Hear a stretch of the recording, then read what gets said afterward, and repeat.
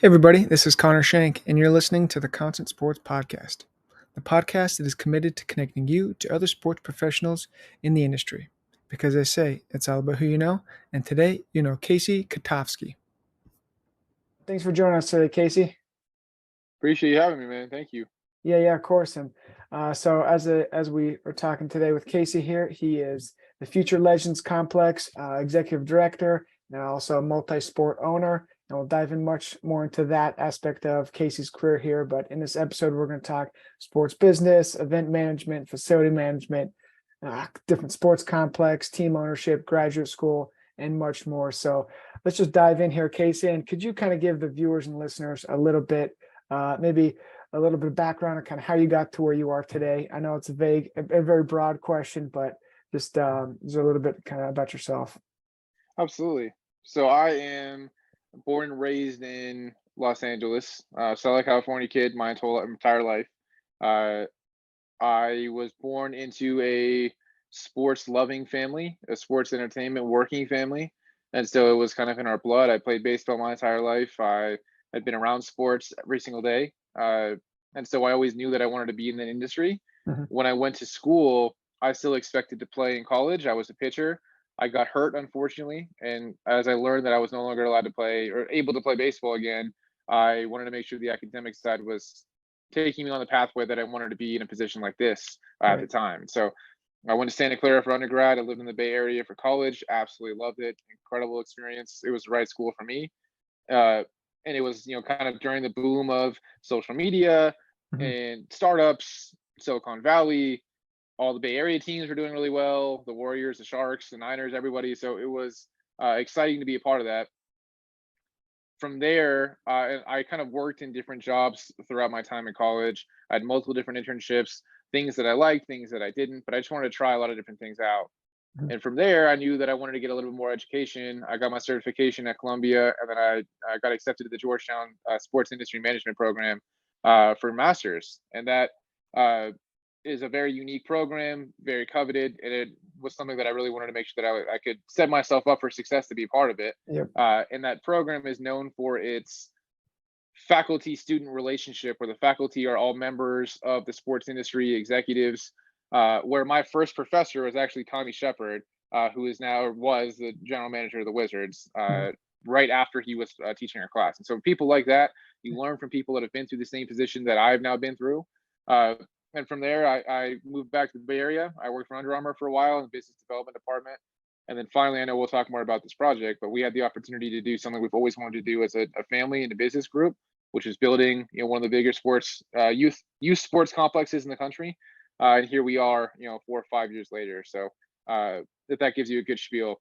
Yeah, no, it's perfect. And just touching on that. So a little bit about kind of our listeners and I guess our audience here. They're either kind of in the sports management, sports masters, world industry and whatnot. So as you're saying, between you went to Santa Clara and then you ended up at Georgetown there. Did you apply to other sports management, sports industry programs, or did you just see Georgetown? You're like, this is the program for me. Yeah, it's good. It's a good question. I had a bunch of different programs that I looked into. I really was one of those kids that I wanted to know every piece of information about Yeah. everywhere. Hmm. And being from LA and living in California the vast majority of my life, I wanted to be, try something else, Hmm. try something a little bit different. I know USF, University of San Francisco, have a really Yep. good program. So does Oregon. I said, okay, if I want to do something different, I kind of need to go to the East Coast for a little while. Gotcha. A lot of these bigger programs, the bigger names, they jump out to you in the sports world: Georgetown, NYU, Columbia, Northwestern. And I looked at all those different programs. And the fact that, as I mentioned before, Georgetown is so unique. They care so much about their students. The faculty is such a unique experience. It's people that from all around the world that you get to talk to and learn from that are still some of my best friends to this day, which is great. So, Yeah. and there are a ton of really good programs out there around the country. It's not like this is the only good program out there, Mhm. but it's one of the best for a reason, for sure. Yeah. No, of course. And then as you kind of go back in time here a little bit, as you graduated from Georgetown and you were entering kind of the workforce, what was that like? Was it stressful? Were you just sending in applications everywhere? Because I kind of a lot of our listeners and viewers, as I mentioned, are in that spot where they graduated. Now they're like, well, what do I do? Kind of how do I get a job? So what was that like for you? Yeah, I mean, yes, it was stressful for sure, but it also was worth it. Mhm. People don't talk about the worth it part as much as they just talk about how, grueling it is and how, Mm. how much work you got to put in. Yeah, it's a lot of applications, it's a lot of resumes, but it's also, I mean, you build up. The reason why I had those connections was I tried to build up the connections kind of like you're doing now and other people in the same spot of meeting people and networking, stuff you hear a million times in Yeah. the sports industry. And I said, okay, now that I've been on the East Coast, I kind of want to go back to California a little bit, but I Yep. want to try something similarly. I want to try something new. I'd worked in college athletics for the last 4 years. I've been in a family that has been in professional sports my entire life. So every year growing up, every summer camp, uh, I was working in sports my Yeah. whole life. And I said, I've never really worked for corporate. Something that you don't hear that often. I said, I've never really worked for corporate. What is a desk job like? Because I want to make sure if I don't want to do that, I'd want to learn. I want to try it out. And if I Yeah. do like it, Mhm. I want to try it. And so, uh, Under Armour was a company that I'd followed for my whole life. I'd worn it, playing. I'm a big sneakerhead, so I've kind of followed the transgressions or the transformation between, different brands and people doing different things. Obviously, at the time, Steph Curry was kind of a hot topic, still is, but hot topic from his shoes. And so, always liked Under Armour in general, what they were doing. And then living in DC, right where Under Armour was kind of founded, Yeah. that was appealing. So they had a program in San Francisco. They acquired something called MyFitnessPal, which at the time was the Mhm. number one health app in the world. And so we wanted to, or I wanted to explore that a little bit, working in different side, working in the business development team, and moving my way up in that system uh, to getting to where I am now. But yeah, it's stressful. I mean, yeah, you have to find really what you want, but it's also somewhat, I don't know, relaxing, and that it might not be the right word, but finding what you want to do and knowing that you can learn from whatever that you decide. Yeah. Yes, money is a portion of it, and yes, location is a portion of it. That's important. Like I'm not going to take it away, but knowing that I'm jumping into a new opportunity and I'm gonna get something out of it, whether I love it and this is what I want to do, or I find out that I don't like it and I learned that this is what I don't want to do. Yep. Sometimes that's just as valuable. You know what I mean? Oh, of course, especially at a younger age, when you're going in, it's like, all right, if you figure out, once you're graduating, like, okay, I don't like X. Well, now for the next, 50 years, all right, I'm not going to do X, so I'll do, Y and Z and whatnot. So it all goes with practice and time. And, you're not going to learn that, a month after you graduate. It's going to take time, like you're saying. But just talking about different opportunities and, I guess, business ventures. So can you tell us a little bit about kind of, what is it? You're a multi-sports owner, then you got this complex. Or how does that all fit into kind of what you're doing now? Sounds like you're wearing a lot of hats. So you can kind of start and take that wherever, and then we can kind of shoot on different directions. But yeah. For sure. What I do now is kind of carrying out a dream slash an idea that we've had as a business group for 20 years that, call it a side project at the time, now turning into a main project, a pipe dream, if you will, that has turned into a reality. Mhm. We always wanted to take some of the things that we've done. My family has been in not only the sports entertainment industry, but real estate. And so building hotels and building restaurants. And we always knew, what if we found the opportunity to build this mega complex with sports, youth related, professional hotels, restaurants, dormitories for kids to stay in? Like, wouldn't that be super cool to do everything in one place? Yep. Growing up playing in these different tournament venues, going to these different complexes, there's a couple of different things that you get. You're either in a very popular city and you're fighting with a bunch of other things going on at the same time to grab attention, Mhm. or a lot of the times just you're flying to somewhere that's more difficult to get to, but they don't have everything. They have the land, that's why they're able to build it, but there's not a Yeah. lot of restaurants, stuff to fly into. It's difficult to kind of navigate. Hey, I'm from Los Angeles. This is in North Montana. What if I'm from Florida? How am I going to both get there? You know what I Yeah. mean? Yeah. No. Yeah. Yeah. And so the professional sports side kind of fell into our lap. We bought a team in 2004 known as the Orm Owls. Well, technically, it was the Provo Angels. We moved them to the Orm Owls in 2005. We'd owned other teams as well as a family group. So again, I'd been through it my whole life. I'd worked there every single year on the side. I didn't have a lot of free time. It's amazing I still have hair and any sanity left for sure. Uh, but from there, we knew, okay, the professional team side is kind of a catalyst to getting the youth side around it and building the hotels and restaurants, et cetera. We were able to find the land. Long story short, we're here in northern Colorado, one of the most booming places in the entire country Mhm. for multiple reasons. Building this facility that's nearing completion, which is pretty sweet. Yeah. No. And I've shout out to the Orm Owls. I worked there for summer. I think we were talking before the call, maybe in 2017 or 2018, but super fun experience. And the minor league system there's so many different teams and so many different opportunities where I feel like, as people are graduating and looking for sports jobs, just the minor league baseball system in itself has hundreds, I mean, thousands of teams might be excessive, but hundreds for sure, obviously. Yep. And that's just a whole new avenue of sports and sports jobs and things like that. But regarding kind of the future legends, complex and whatnot. So how did you guys come to figure out, like you want X amount of fields, you need this much space, you want to bring in this team, how come not, a certain team here? Kind of what went into all that? Yeah, I mean, we looked at kind of started with space. How much space do we have? There was a plot of land that had 118 acres, which is what we're on now. And we said, okay, how do we balance this to make sure that it's attributed to all the different things we want to do? Okay, we want to have baseball, but we don't want it to be a baseball only facility. We want to have the professional teams. We have the stadium. Where what happens if we have a collegiate game? Do we have a separate stadium that they can play in? What happens if there's a game at the same time? Okay, the hotels are going to need some space. The restaurants are going to need some space. And then from there, we kind of picked and chose what we needed. And it just kind of fit like a puzzle almost. Mhm. 5 years ago, we didn't expect pickleball to be what it is today. Yes. And so, we're building a pickleball arena now. Beach volleyball, people laugh at us. Beach volleyball in Colorado, you don't have beaches here. Right. But there's a ton of demand. And we said, okay, we actually have enough space that we can build 4 courts in kind of a Perfect. cool way. And so things like that, it kind of just kind of fit in every time we had a conversation collectively. And it's myself, my father, and Ryan Spilborgs, who played in the major leagues for a long time. Us three kind of do things together in different roles. I run things on the ground. Spilly is a kind of a visionary guy that also is here a good amount of the time. My dad works in LA, but as our acting CEO at the same time. Right. We all make decisions together. We were all 12 years old once. We all played. We all know, hey, this one was super cool if we were 12 now, right? And so we utilize that mindset and say, hey, we have some extra space. Wouldn't it be super cool to have this? Or this would be super convenient. This is a good business model. And then the rest of the puzzle just kind of fit in. Yeah. And then, so what does, a typical day in your life look like, start to finish? I'm sure it's nothing's ever the same, but maybe just give the listeners and viewers kind of how you structure your week, how you structure your day, different techniques and stuff you use. No day is like the last or like the next for sure. I mean, as cliche as it sounds, every day is different, as you mentioned. Uh, you wake up, you figure out what's important that day, what meetings you want to take. How do you make sure that you delegate what you need to? And I'm very lucky to have the very talented team that we have. That they help me out a ton.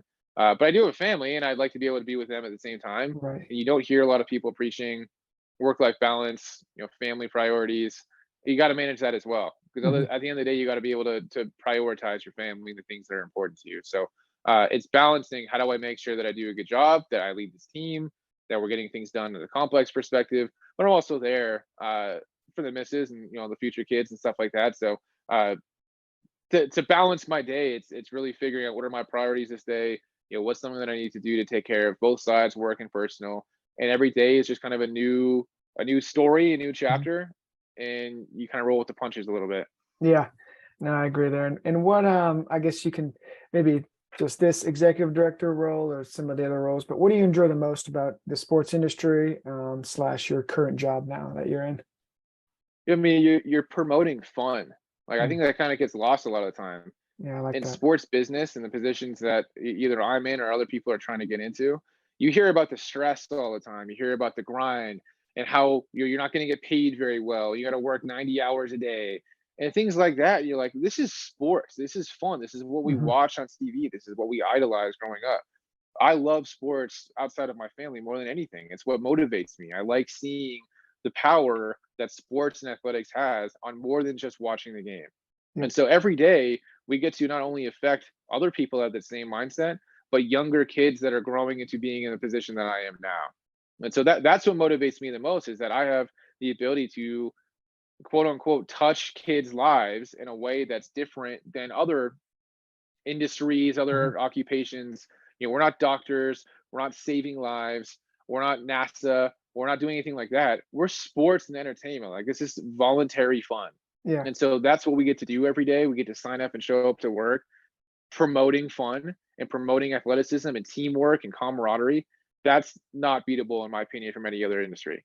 No, I second that. And I think sports just does a great job in so many things, as you just mentioned, but it also brings people together and just be part of that process, start to finish, right? It's just so cool to see, especially when fans, you can see fans are invested and, they're behind it. And it just kind of makes me think of the current kind of sports story that's going on now with the Oakland Athletics and how they average, like 7,000 people. And now they're doing a reverse, the buyout sale Yep. thing where they had like 27,000, 28,000 people there last night. And, it goes to show that when you build it, there will come, right? So as you've been building the Future Legends complex here, have you seen kind of an increase in either like fan attendance, things like that from kind of where you had your other teams, or have you seen that increase? Yeah, I mean, we're in a different community that has never had this Mm. type of professional sport in this way. So you're kind of building something from the ground up. There's a lot of people that have waited for it. There are a lot of people that are waiting for, everything to be finished. Because right now we're on site. Last year we Yeah. had to be in Collegiate Stadium that was off site. Now we're in our own secondary stadium, and next year we'll be in our main stadium. So there's a transition process. Mm. The other teams have done this before. We're not the first people to do that, but we're dealing with a new community mindset that's so different than Utah. You said you worked for the Owls. I remember Mhm. that. We are very different in Northern Colorado than in Utah Valley. There's just a lot Yeah. of different rules. There's a lot of different social things that go on, different types of people. And this area, as I mentioned before, is growing so fast, and it's no longer a secret. People talk about what are the best places to live in the country. I don't know a single place in the country that's better to live in the Fort Collins area in Yeah. Northern Colorado. There just isn't. There's a reason why it gets rated so high every year on these different lists. The weather's great, the people are nice, school is good, food's good, and there's a lot of activity. There's a lot of Right. sports. They just hadn't had teams to root for yet. Mhm. Denver, while it's only 45 minutes away, clearly been relatively successful the last couple of years in Right. sports, if not the last 3 days. Uh, they're looking for something local to attach themselves onto. Yep. And so we've gotten a ton of interest. We got a good amount of fans, but we also have a progressive grind of the more and more that we build, the more and more that we do, the more you look at consistent sellouts, fandom, etc. Of course, of course. And how have you kind of, a lot, I'm kind of interested in the marketing side of things, especially in sports business. How have you, either, gained skills or gained current marketing practices that you've been implementing, and what have you seen work? Yeah, we look at a marketing perspective. Our marketing team, I'm very lucky. They're very, very talented, both on the graphic side, the PR side, communications, anything. And so I have been in the marketing realm a little bit in my life, Mhm. learning what is successful, what's not. But one thing is you're dealing with people. These are human beings that you're Yeah. trying to market to. They're not robots. There's no exact science. You can talk to these professionals as much as you want. There's no exact science in how to market successfully because Right. each community, each person is different. And so it's learning, almost taking yourself as an audience member and saying, what is something that would attract you? Are you on Instagram scrolling that you see an advertisement like this and that attaches your or catches your eye? Is it watching TV? Is it hearing word of mouth? Like, it's using yourself as an audience member Yeah. of, hey, I'm a sports fan. What would I want to see? What do I pay attention to? And then it's kind of making your strategy from there based on what the community wants. We did a kind of like a focus group survey when we first announced our soccer team, the Hailstorm, Mhm. and we said, what are the things that are more important to you as fans? Is it winning? Is it price point? Is it brand transparency? Is it stuff like that? And you might think one thing, but getting the feedback from them is, yes, they care about the team winning.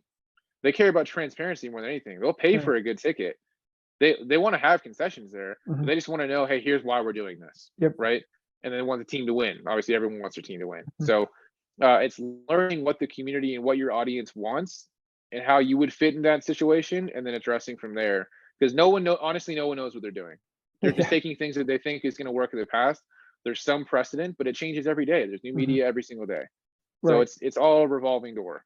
Yes, especially in the sports industry, there's, I had a professor and he was like, why are we going to read a book on sports marketing and sports business when something new happens every day? We'll just keep refreshing the news cycle and you'll get a new topic. So as soon as you write the book, it's going to be out of date in 6 months anyway. So that's one thing Right. I enjoy about sports and kind of staying up on the sports world, sports industry.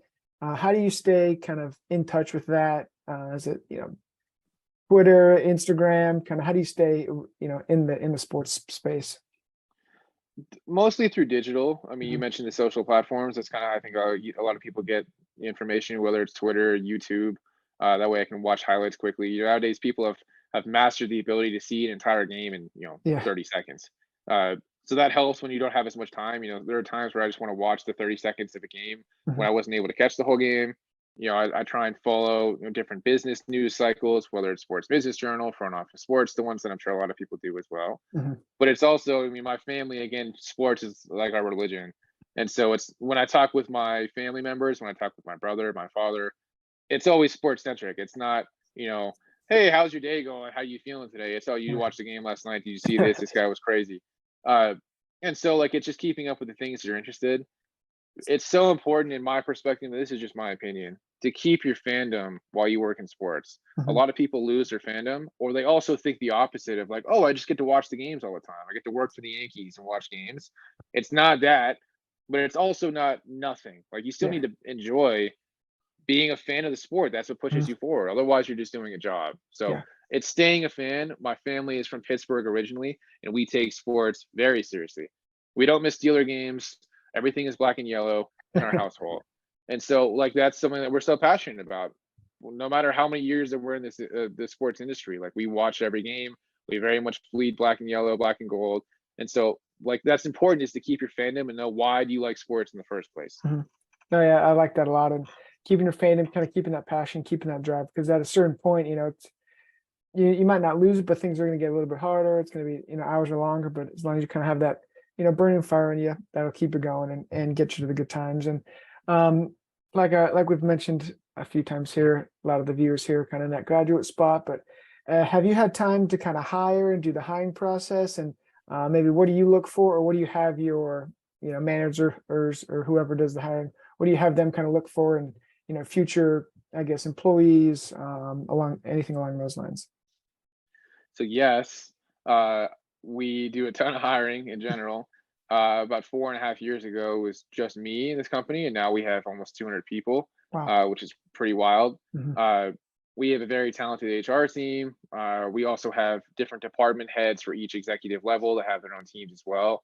What we look for with us is authenticity. Mhm. Everyone nowadays is very qualified, 50 internships, went to 90 different colleges. Like everyone's impressive Mhm. nowadays. Growing up, it's like if you just went to college, like you were kind of good to go. Yeah, you got your piece That of is paper. that Yeah. exactly. Nowadays, like it doesn't necessarily get you that unless you use it to your advantage. And so I like seeing what separates people Mm. from the next person. Everyone's resume is essentially good. Like if you're getting in the door at some point, if we have 100 people that apply for a job and I have one job to give, 99 of those, 98 are going to be good resumes, right? Yep. I can tell as someone that did apply to a bunch of jobs, I can tell when a cover letter is copy and pasted.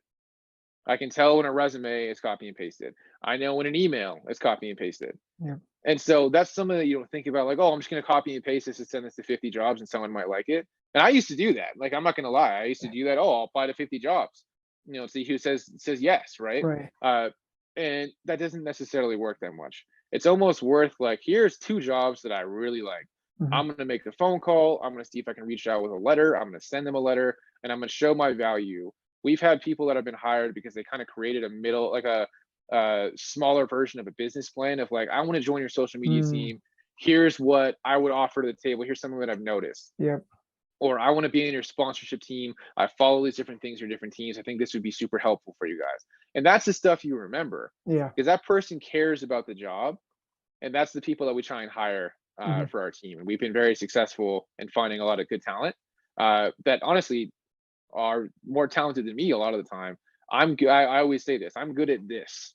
This is what I'm good at. Yep. Everything else I'm not. I don't need other people being good at the same little thing that I'm good at. Yep. I don't need 50 Caseys, Mm. right? I'd rather have 49 other people that are good at things that I stink at, so we can all balance each other at or balance each other out. So if someone came to me and be like, "I've noticed Future Legends uh, doesn't have this. I would like to be able to see if I can help with this because I noticed that you don't have it yet, right?" And so uh, that's what we look for is how do you find somebody that's going to offer something else to the table.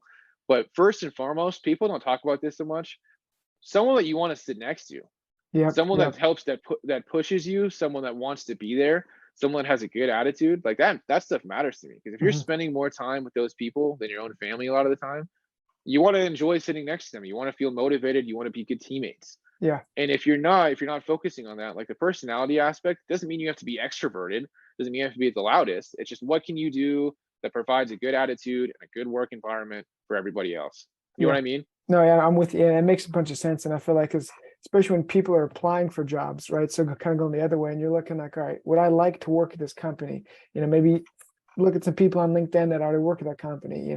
Follow some of the people, and maybe a lot of people say the culture and kind of how the company operates. But that's just as they're interviewing you, you're also interviewing them, of course. Like, if you don't like something that they do or don't do, then it might not be the place, for you, right? So it kind of goes two ways. And I think the kind of the pitch decks and some of the things that you've pointed out, that potential people that you've hired had, I think that's huge. Just going that extra step, just doing that one little thing, hey, kind of here's a sponsorship deck I created, and then attaching that with your resume.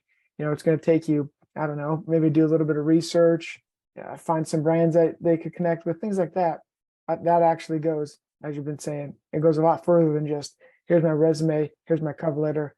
Like, this is what they asked for, this is what I'm going to give them. That's like, you're just adding, there's a stack, and you just put yours in the middle of that stack. So, it's going to be hard to get your resume out of that stack, Preach.